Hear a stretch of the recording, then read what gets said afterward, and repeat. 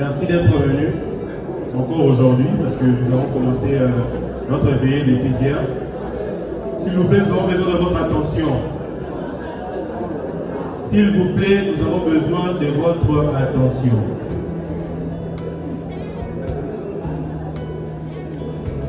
Nous vous remercions déjà d'être encore venus aujourd'hui à la soirée de souvenir de notre maman, notre tante et ainsi que grand-mère, Marc Mazia Marc.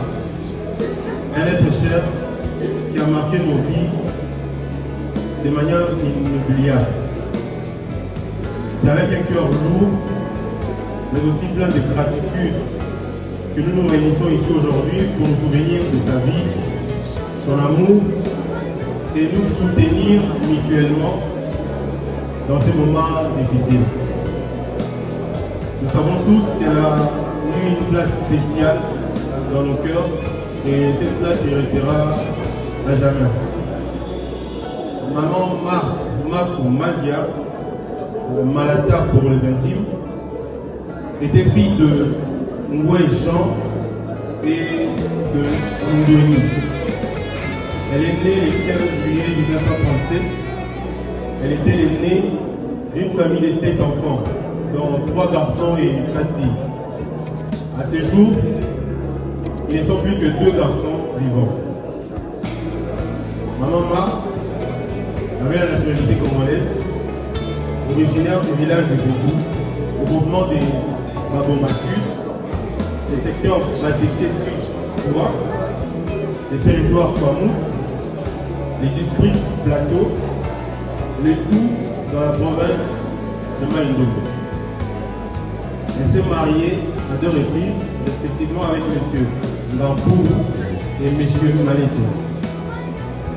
Malata a eu 12 enfants, dont 3 garçons et 9 filles. Elle laisse derrière elle 5 enfants, dont 2 garçons et 3 filles.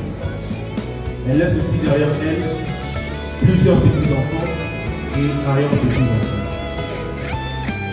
Là a été, de manière brève, la biographie de notre chère maman. Alors, pour continuer cette soirée, nous allons balancer d'un moment à l'autre une vidéo qui va retracer les témoignages de ces petits-enfants et arrière-petits-enfants. Et avant de commencer cela, parce que la vidéo est encore en train d'être téléchargée, nous avons besoin de 2 personnes qui se sentiront capables de pouvoir témoigner, apporter un témoignage à la personne de notre chère maman. Ceux qui se sentiront capables de le faire, ils peuvent simplement s'élever afin qu'ils puissent venir le faire ici du haut de l'estrade.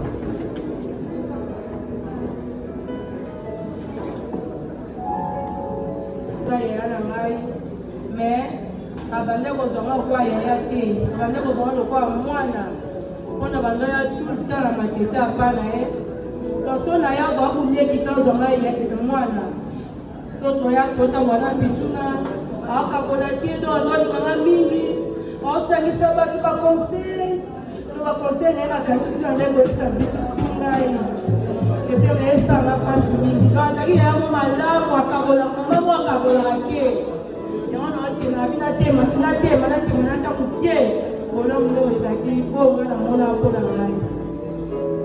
à Sophia.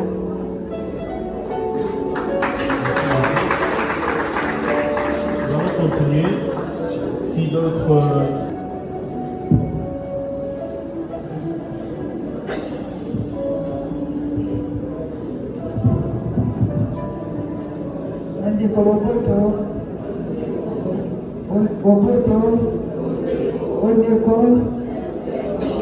en tout cas, merci mingi. Voilà, yaya na ngai ezali ya koloba te. Ezali ya koloba te na ndeko. Ezali ya koloba te, ezali ya mawa. Voilà, yaya na ngai. Ikambo moke na fani na ye. Akobaka ngai te. Tofani nga na ye. Ye na kwe nga na katikati. likambo soki ezali nga nakimi mbango epai ya ya na nga nayebisi ye likambo ye mpe soki ezali akimi mbango ali ayebisi ngai nakokondela ye na bia ya fanda leki ta likambo bo eta likambo bo bazoloba na bifanda na oyo yaya ekondekana ngai mpe kaka bongo konyela biso soko yazwi moke apesi ngai soko yazwika mpe nazwi moke napesi ye soko yazosala kwanga akie libongo asoki kwanga ye tokokanga kwanga wana kutukutu tokolamba kwanga wana kutukutu yayela ngake koteka tanga koya wana mwa eloko asombi efukanalea efuya menanga ngape kaka bomandala zuite yate azwi elamba akobenganga ndenge yakozwi elamba nakele kuna yakelokuta kutarakamata liputa ngalia ya merci tofaninga na ye mbula na mbula tofaninga na ye mbula na mbula ngape bana bazokufa ngape bana bazokufa isikoyo boya yekokende ayikotikanga na mpasi ayikotikanga na mawa akanisa monini oya mabe asalinga mabe mogote asalinga makawa malamu osaka malamu tokota mwana ye wana sango sikoyo kwe papa ayake yawa ngape natikali na mawa yake na ye akokaki mopema asukikaka bongo papa soki otamboli ndenge bilenge balobaka na kotau akofandisa yo akopesa yo conseil soki oye epai na ye il faut afandisa yo ateya yo mwana tambola malebe ndenge biso totambolaki esengeli yo kotambola malebe akopesa yo conseil ndenge nyonso tata wana azalaki moto azali kosangisa bato abale kofanda malamu na baleki na ye soki likambo ezali na likambo ezali te okomona ye ayi kolala na kingasani kolala ye kolala na kingasani masolo bazosola na ndeko na ye toza koyeba te soki mpe likambo oyoka ona toluka solution tosala nini tomokisa bongo akopesa ndenge tovoyageaka tokendaka mosika soki oye kotala ye faloba na yo tambola malembe mpe bongo bakolukaka yango malembe eyaka yango moko soki apesi yo conseil atalisi yo ayebisi yo osomelaka fanta oyo alingaka fanta mingi bongo na komona boye awa nzambe esi azwi tosala bonyo nyonso tosalama se mpona lokumu ya kombo na ye ye moto apesaka mpe ye moto akabati pamba te ntango ye apesaka conseil mwana oyo azalaki na motema ya molamu akosala nini abomba yango malamu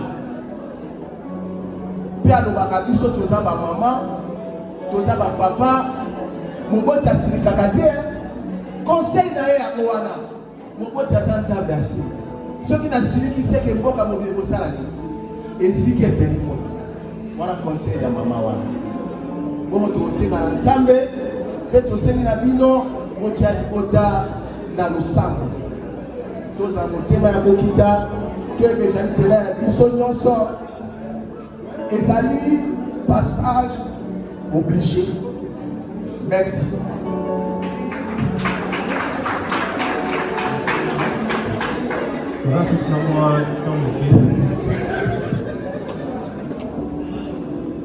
oyo zana mwa courage lisusu mpona kosala mwa témoignage okoki koya na ye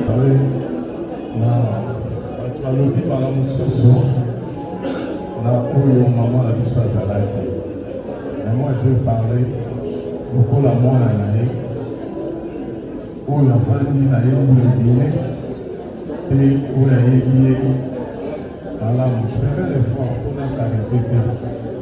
Il a dit que c'est difficile, on ne peut pas, ils n'ont pas si on a ce qu'on ne peut pas parler. Mais je vais le faire. Mais on peut lancer maintenant la négociation à la paix en classe. Je ne veux pas qu'il pleure. Il va m'écouter. Maman, oh, le toyer de l'eau, le sanani. Quand ça va précis, on revient à la malade. Maman Boboto, azala kosalisa bato, azala kopesa bato ba conseil, azala ki bo. Mais na la zone ba maintenant, na côté moto, o bato ba yebi ti. O pe bato mosusu ba na so comprendre que o bato tika na ba mosusu ba ba mo peti. Na lo ba mo boy. Maman a dit qu'il soit Azala comme ton beau mais Azala moi c'est pourquoi il y a ma casse. Il y a ma casse. Il va surmonter ma école. Il va pour tenir Natango va désastre de la école.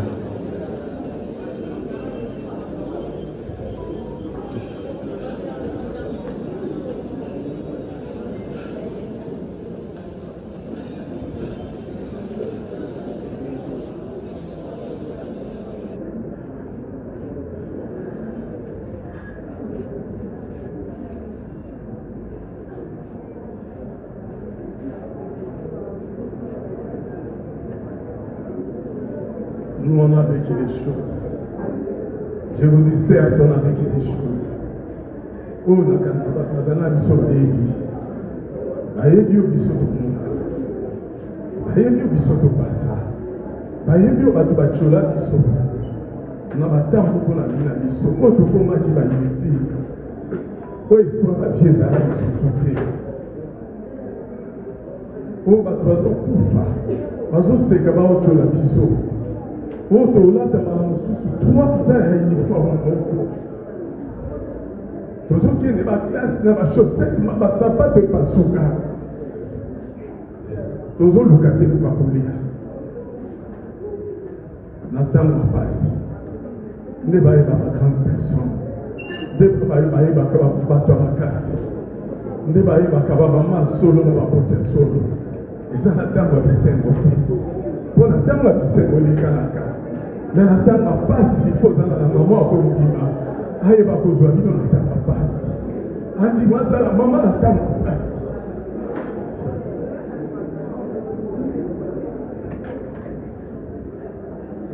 Tout va dans la passe, tout ça dans la passe. Mais on dit moi surmonter le problème. Or compter le problème. On dit moi la tango passe. Ata la oya zala kite. Na oya zala ki na passé na été necha zala on sait kitoko zala ekolata a passé jeunesse na ye ndinga madame kitoko mais asekabesaki andima sala kwanga biso to ko teka na bakambela to di batolia ta basekole to di batola biso le na biso to sukola ba biso ta ba mususu na ba petrase ata balaki andima elle va passer la maison, elle est sautée. Elle va passer la maison. Il y a un gars qui va mettre la main tu vas ta pilote, tu vas pas la donc il nous a la gymnastique, donc on a Nicolo. Son la rati la tombe. Il y a un temps la porte. Le sentiment qu'il y avait la maison qui la boca. Il y a que nous a la langa. Mais na carte fois après de l'autre osala. Bah il dit c'est moi-même de vivre à l'objet. Ou koka ba côté. Pas aussi la baronne surtout. Parce que ça n'est jamais sorti. Mon mari n'a comment la invité la comme pauvre. À ça la carte. D'ailleurs il comme il en boca. Comment on peut la bana. Oh le temps ça va mon négeni. Personne n'a vu à sa vie sa chance à quoi il comment autre ça.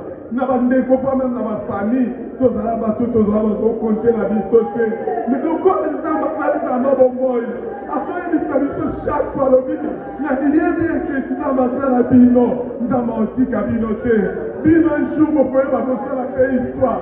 yango lelo na ekonga romane na une femme forte bandima kosima osakrifie vi na ye andima kopesa vi na ye mobimba ntina dernière heure na ye kokufa asalema kaka alobi ete alobi naza na esengo parce que namoni bino lelo bokomi bato ata so nakende hôpital ayebisa bamédecin alobi tala bana oyo sozomona bango lelo eza fruit ya liu ya labeur ya makasi oyo bango mpe bandima baakompagne nga bandima basala bilanga bana babotami na Kinshasa bana bakoli na Kinshasa me bakende osala babilanga bakoma bato ya mboka parce qu'ils ont compris que futur ezodépendre na bango yango na rendre hommage na ye parce que ce n'est pas n'importe quelle femme.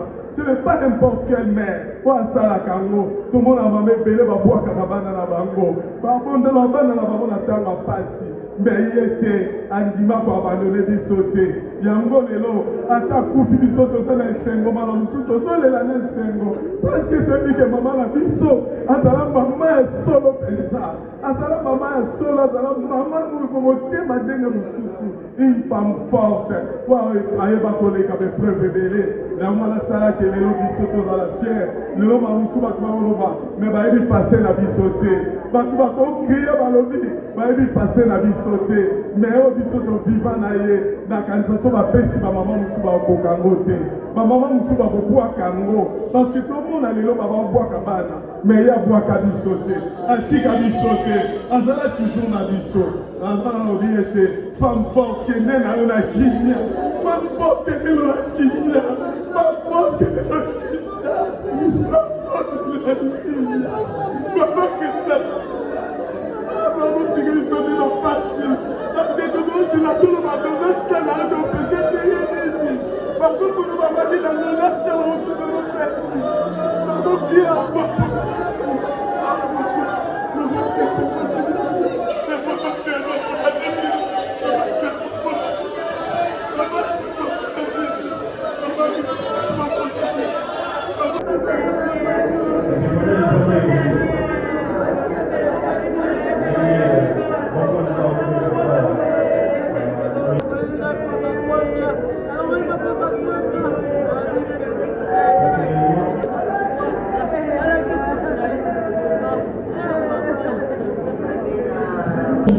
Comment ça va la voiture est allée qui doit déjà moi compliqué, maman comment il faut ma casse, maman demander au salut moi passer, donc pour bailler les allées qui déjà vraiment passer.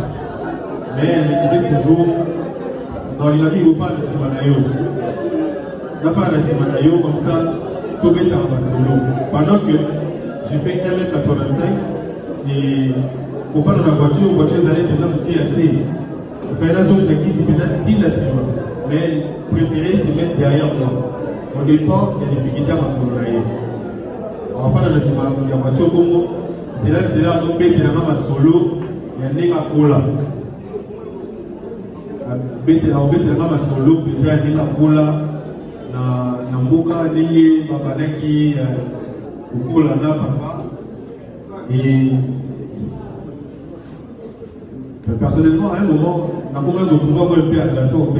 Au moins, ils ont combat, ils ont mis de l'homme à solo, ils ont touché, il faut faire moins d'interaction.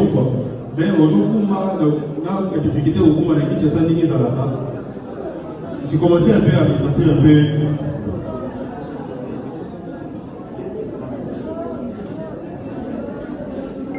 Alors, comment il y a un peu moins de la sorte. Mais, donc, aussi, la commune a dit qu'on a aussi tout pour qu'on a pas quitté. Comme il a quitté, à ce moment-là, il faut aller. Madame, comme un mini, nous, on a quoi il faut aller. Tout, on a 5 mois à l'autre temps. Après, on est mis au bail, on est aidé à mon bail, 5 mois. Avec ici, on a quoi il faut aller. Si je me souviens bien, 5 000 francs, il y avait 500. Après, si on a dit, tout à l'heure, devient la maman, je ne sais pas les barres. Après, si on a 2000 francs, et si on a depuis ton mort, au lieu de 2000 francs. Après, si Jonathan, 2000 francs, elle s'est fait depuis ton mort, Ça des francs. Et puis c'est maman, il y a tout ça malade. On est tous en Congo. Vous partez le Mongolia. Vous partez le Mongolia. Elle nous a dit.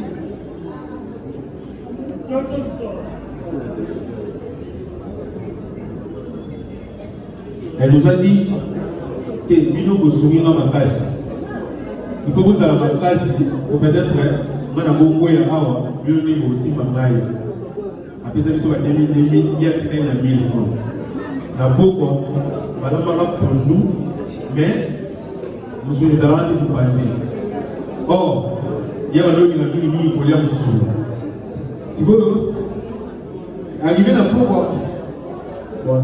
ici, dans la zone de pourquoi, d'ailleurs, on peut dire solo, c'est la papa. Dans le cas, on a 100 francs. Parce qu'il y a 1000 francs, 100 francs. Donc 2000 francs, 200 francs. Dans le cas, on a 100 francs. Est-ce qu'on peut que son la famille, c'est le point. Or, lui, c'est le Tékamala, 1000 francs. Et ce jour-là, je n'avais pas d'argent. Je n'étais pas sorti. Et c'est elle qui m'avait donné 2000 francs dans l'année. Elle dit, maman, on a un bon côté de la minute. Na 1000 francs au Kabelé na tongo habité 1000 francs na Kabelé na tongo wana il faut liango yo moko o liango tela yo moko yo kende na 1000 francs na 100 francs oyo o lu kena na misi oya na. Par là, ce que je veux dire, c'est que c'était une femme qui savait faire la part des choses. Valère Tika ou mettre les autres en avant que mettre un problème en avant. Il y a tellement d'anecdotes, il y a tellement d'histoires à raconter, mais ça m'inspirait encore de raviver encore d'autres émotions. Ce qu'on doit retenir simplement d'elle, c'était une femme exceptionnelle, extraordinaire, vraiment très extraordinaire. Il y a plusieurs anecdotes. Il y a plusieurs anecdotes à Maboula. Moi, je suis un entrepreneur. À un moment, je devais sortir. Il fallait mettre un homme qui connaît mon amour. D'ailleurs, pas d'ailleurs. Maman, on a besoin de vous connaître mon amour. Parce que moi, ça va voiture, on a un amour. Il y a un pardon, on va pas clavier tout. Oui, ça va au but tout ça. Mais là, il a mis ça qui est. Après, c'est là. Tout le monde a un bon. Et c'était vraiment un bon côté. Après ça, il y a 10 000 francs. Il faut le maï. Important, c'est ça. Nous sommes des années. On a une accusé au monde à You. Et c'était vraiment la journée de la Goula. C'est un problème de ça. Il y a un malin. Il fallait que je mette les choses à solo. J'ai même oublié de sortir. J'avais oublié que j'avais un programme. Je suis resté tombé dans ma solo. On a tellement de très bons souvenirs d'elle qu'on oubliera peut-être le jour qu'elle est décédée, on oubliera peut-être le jour qu'elle est née, mais on n'oubliera jamais ces souvenirs qu'on a eu à passer avec elle, ces bons moments qu'on a eu à passer avec elle. Alors, conformément au programme, je vais vous lire un peu le programme, comment les événements se déroulaient ce soir. Nous avons déjà eu à vous relater sa biographie. Et nous allons passer une vidéo tantôt, une vidéo des témoignages de ces petits-enfants. Parce que la plupart de ceux qui sont passés ici ne sont pas ces petits-enfants, c'est plus ces enfants. Donc, pas dans les petits-enfants et ça les voit vidéo parce qu'ils se sont dit que ils seront des figures en art. Donc on va préférer pour ça la vidéo pour les Gawana. Après vidéo, il y aura un moment d'adoration qui est prévu avec une orchestre religieuse. Après c'est programme qui est prévu d'adoration. Il y a une prédication qui est prévue. Et, après cette prédication, une orchestre folklorique s'est préparé, ils vont rester ici. Ça nous ramènera jusqu'au petit matin. Et au petit matin, la famille a prévu d'aller récupérer les corps à la morgue. Mais nous n'avons pas prévu de ramener beaucoup de gens à la morgue. Il y a un groupe restreint qui est prévu d'aller à la morgue. Et c'est ce groupe-là qui va aller à la morgue. Donc, Maneko, vous l'avez dit, tout Pesibino Miasimi, la ligne pour compatir dans Bisso, et pour soutenir Bisso pendant un moment difficile pour nous donner les visas. Alors, après, pour récupérer quand il y a un moment à mort, pour vous mettre la ligne qui pénalisate, pour vous zonga awa, pour un moment où il y a un recueillement. Et après, le moment de recueillement, pour Kitambala Moko, dans le cimetière, il y a des copoles, c'est les bambous de l'éternité. Et il y aura les responsables de la famille qui est prévu pour les transports, qui vous expliquera demain, au moment prévu demain, comment vont se dérouler les événements concernant les transports, votre déplacement. Donc, après l'enterrement, nous allons nous retrouver encore ici pour un petit moment de rafraîchissement que la famille a prévu en l'intention de tous ceux qui sont venus pour compatir et le monde dans le Cameroun et les communes. Alors, sans plus tarder, je ne sais pas si la vidéo est déjà prête.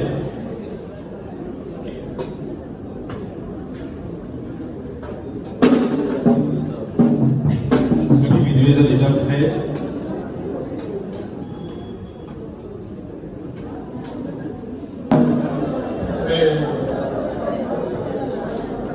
Je suis l'un des petits-fils de ma maman et nous, tous les petits-fils et petites-filles de Malaka, nous avons prévu un discours d'hommage à notre mamie qui était tellement très chère pour nous. Hommage à Malaka, notre mamie.